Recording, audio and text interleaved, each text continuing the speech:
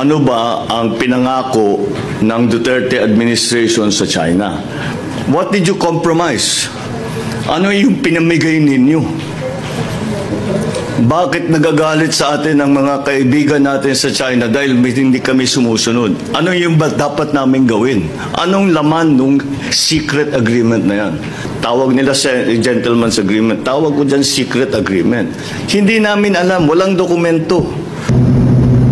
Nitong Biyernes, sinabi ng Chinese Embassy na nagkaroon ng gentleman's agreement noong administrasyong Duterte para panatilihin ang kapayapaan sa Ayungin Shoal.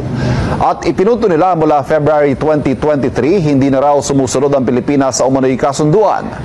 Ang Ayungin Shoal ay bahagi ng Exclusive Economic Zone ng Pilipinas. Sa naunang press con ni dating Pangulong Duterte, iginit niya na wala siyang isinuko sa China.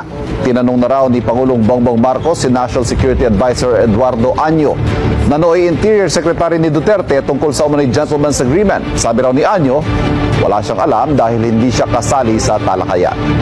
Ang kay Pangulong Marcos, maling isikreto ang anumang kasunduan sa ibang bansa dahil nalalagay sa alanganin ng Pilipinas. Handa raw makipag-usap si Pangulong Marcos kay dating Pangulong Duterte kaugnay ng issue.